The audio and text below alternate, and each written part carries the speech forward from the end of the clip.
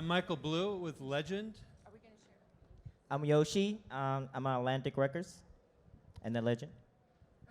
I'm Kristen Dorr. I'm the VP of Marketing at Legend. I'm Emily Lazar. I was the first female rock metal musician to sell an NFT on the blockchain. Been signed 4 times to different record labels. Woo!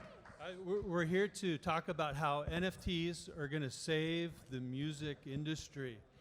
And, you know, I say that we're kind of in our MP3 moment again. It's called NFT, right? Just as, you know, the labels back when MP3s first came out, you know, they were all kind of fighting amongst each others. And then we had the tech giants in Silicon Valley kind of raise up and see the opportunity of digital music as an MP3 format, and the streaming came about and became live. So back when MP3s came around, we could have had a talk how MP3s are going to save the music industry, right? So now we're full circle.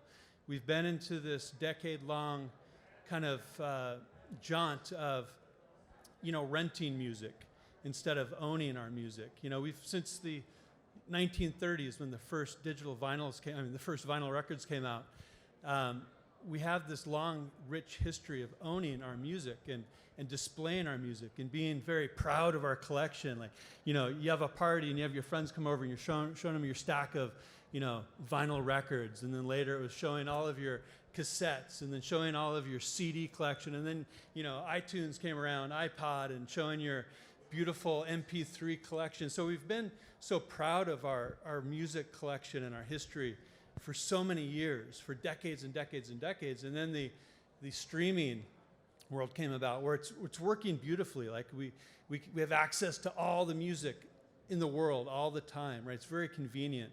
And there's lots of bells and whistles within that app that we all love and use. But we no longer own anything, right? We lease it. And I don't know about you, but, you know, a lot of songs and playlists just disappear from time to time. And I go, shit, where'd that go, right?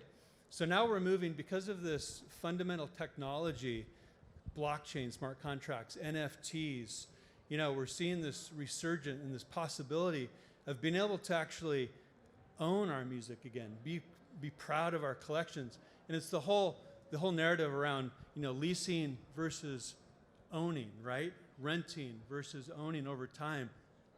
And with this technology, you're able to acquire and actually own your music again and show it off and display it. And that's what we're doing here at Legend. We're making it, you know, very seamless and taking out the noise and the friction of blockchain, so that, you know, what we're calling the Web 2 audience, you know, Web 3, we all used to be Web 2. So eventually there will only be a Web 3 audience evolving into Web 4, into Web 5, on and on. It's, you know, but basically you can have ownable software in your wallet that you can either pass on to your heirs as legacy, or you can do cool stuff. You can put it into DeFi. You can trade it. You can collect it. It's music that does stuff. You can't get into a concert with your stream, right? You can't plug it into DeFi with a stream. You can't access the metaverse or this concert with a stream. But with music NFTs and this underlying paradigm-changing technology called blockchain and smart contracts, the sky's the limit. Because now you've got music that can do stuff. And we have a long list of use cases. You know, I just named them off, right? But the use cases to come out of this in the coming years and decades is unlimited. Because essentially it's just software. It can evolve, right? So now we have music that we can truly own, and it can evolve and grow as society and our communities evolve and grow. So I've just taken a big chunk of time, so I'm going to pass the baton. Well, I want to jump in on that, because we're talking a lot about like the fan utility, right? And being able to provide for the consumers that are going to be using the music NFT platforms and coming on and purchasing NFTs and maybe still streaming music. But there's also a huge artist component too, and serving the artists in ways that they haven't been served before. And like, I'm a total brand nerd, a marketing nerd, right? And what I see is being able to provide a whole slew of data and analytics and consumer engagement to artists that maybe like they don't have a clue how they should engage with a Web3 audience at all. And by getting into the music NFT space and being able to really get closer to your fans and find a level of engagement that you haven't found before, as an artist, you're not only unlocking a new revenue stream, but you're totally, all of a sudden, you have all this data and analytics at your fingertips around your most dedicated fans. And that, as an artist, is, I think, pretty valuable. You want to talk a little bit about your drop? Yeah. Well, some of you probably know me in here.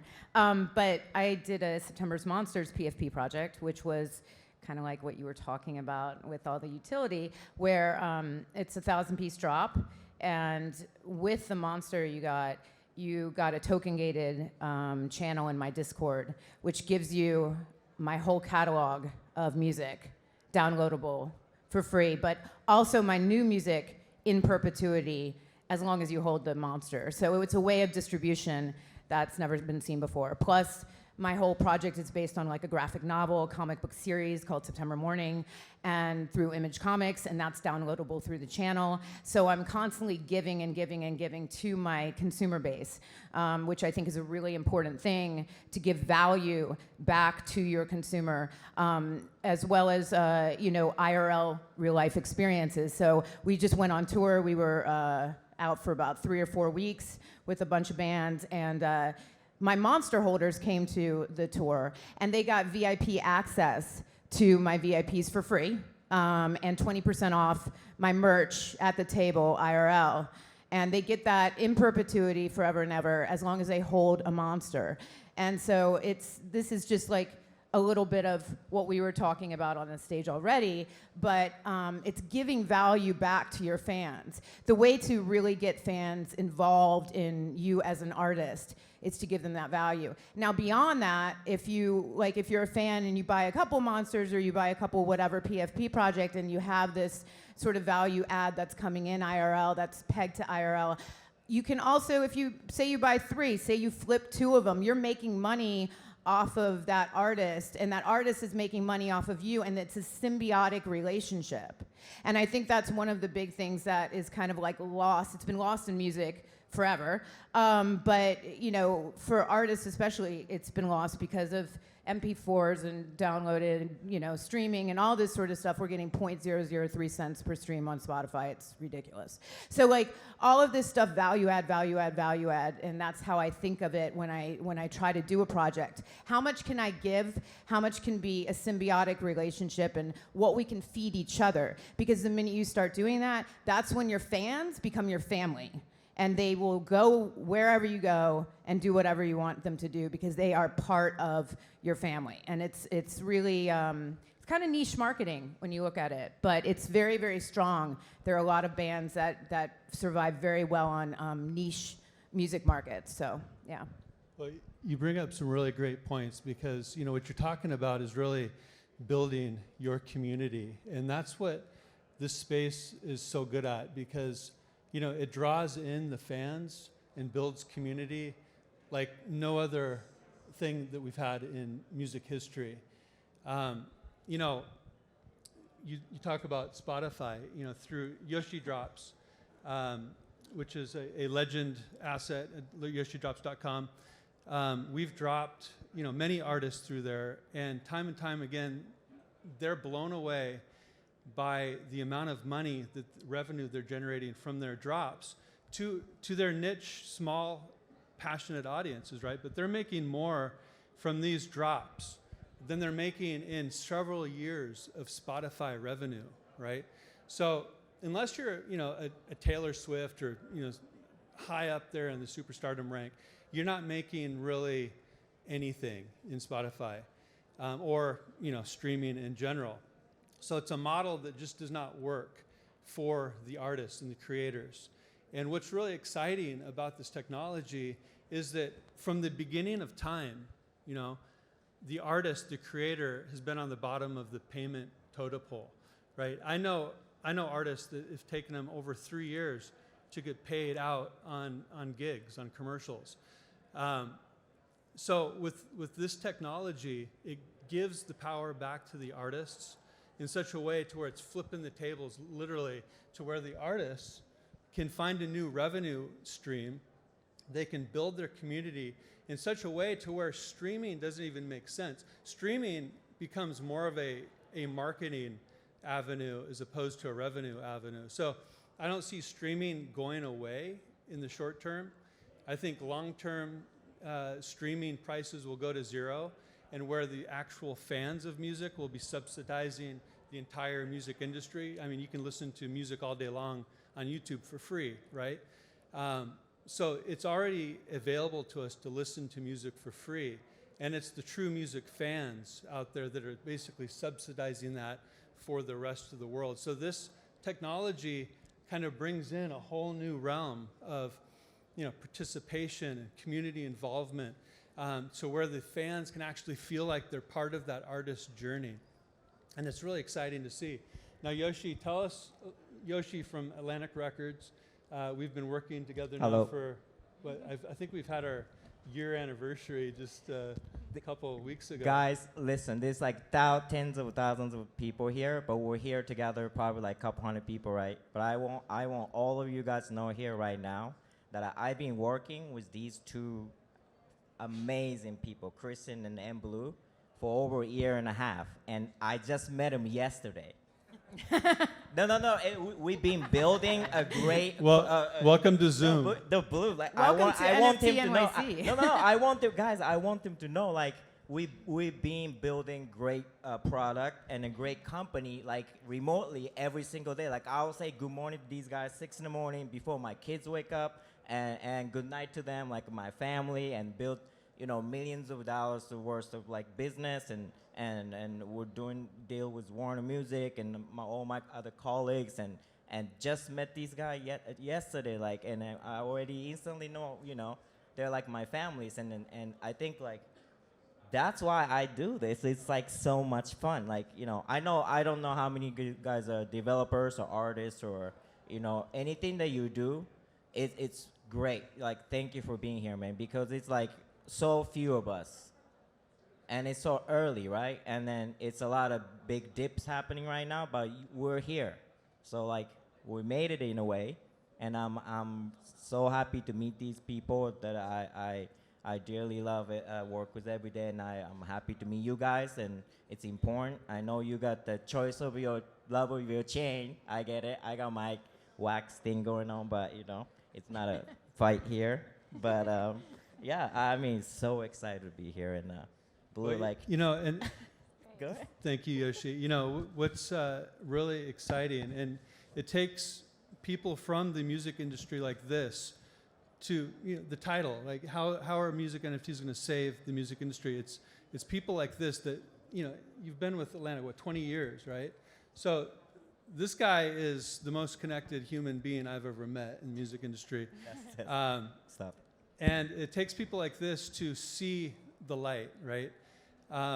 And to take these steps forward in experimentation. I mean, there's just a lot of wonderful experimentation happening in the space. I mean, nobody has the secret sauce yet, right? I mean, there's going to be years and years of experimentation, and it could go on forever because, again, it's software that you can own. It's programmable. It's changeable. It's moldable. You can be a billionaire next year. Let's do it. Right. Or it can all go to zero. Come back to me. And what's super exciting is that, I'm on the 27th floor here. I've got this great view of Times Square, and this morning I'm looking out the window going, God, this is amazing. I'm seeing all these ads, crypto ads on all the billboards. I'm sure you've all seen them, just flashing every so often. I'm just thinking, and meeting a lot of people in the area, just meet and greet. There's just so much passion right now. I mean, we're in this middle of this like crazy crypto crash. I've been in this space. I got into Bitcoin in 2012. So I've seen a lot of these, booms and busts, right? But to see the enthusiasm, the amount of talent that has come here to New York for, NFT.NYC, and thank you for, for doing this. But just to see the passion and the level of engagement and all the innovation, I mean, so much, I'm being so inspired by all of you. But this is a testament. During this massive bloodbath, right? NFT prices going right, crypto prices, but you're still here. You showed up and excited. Great things coming into this institutional. We were just at a talk. Ticketmaster was talking about they're all in, right? They've already dropped hundreds of NFT in the space, so it's on. And the fact that everyone in this room, everybody in here is connected to be in how is music NFT is going to, save the music industry. So everyone has got your twist on how you use technology. So I applaud you all for your vigor and for being. But humans like this in the music industry that see the light to reach connection and network and to bring them on in and basically educate to audience. One other important thing to add to that too is like all of us in this room have, right? Like we're here because we get it. We understand that this is the future and this is from a global commerce scale. Like we're here because we get it and we've had our aha moment. A lot of people out there and just people who by blockchain who haven't. And I think as stewards of this technology and of believe in as the way that music's going to evolve and how people are going to start consuming, we've got to provide that aha moment. And think of like all the aha moments for the past few years, like using Venmo and you're like, easy. Or Uber, you didn't know you needed an app to be able to call a car. Me personally, I was like, wow, okay, this is super easy. My life just got easier. That's what we're trying to do with music NFTs is provide that moment where someone's like, this is now how I want to listen to music.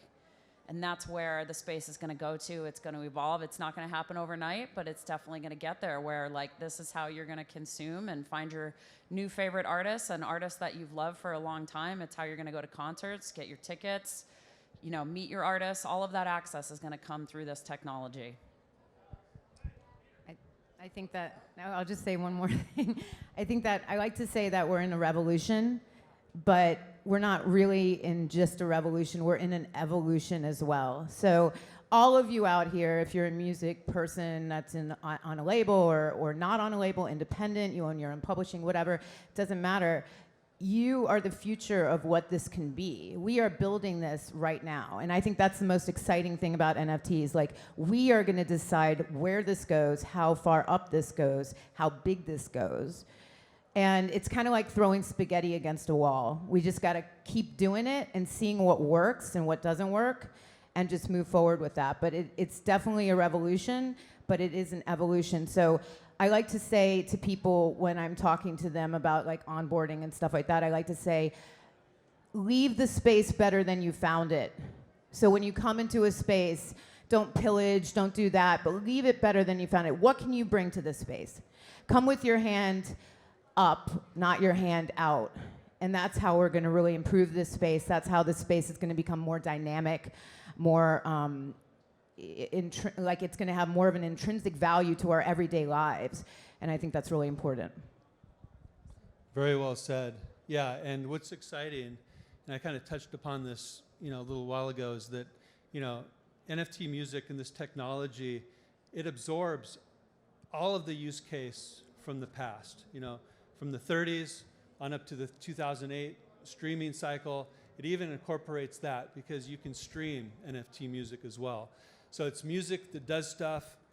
I'm going to give you a little note here to write down, lgndmusic.com. You can sign up for announcements. We're going to be launching the platform late summer. But we are building the Web3 rails for the music industry to rest upon so that blockchain agnostic, you're going to be able to take advantage, utilize your music NFTs in one spot. So it's organized and usable with a lot of great perks and fun things in there. More to be disclosed later this summer, but lgndmusic.com. Thank you. That's it. Our timer's counted down, so. Yeah. Thanks, everyone. Are there any questions? This guy right here. Do you need a mic? Do I need to come? We have time for one question. Quick question.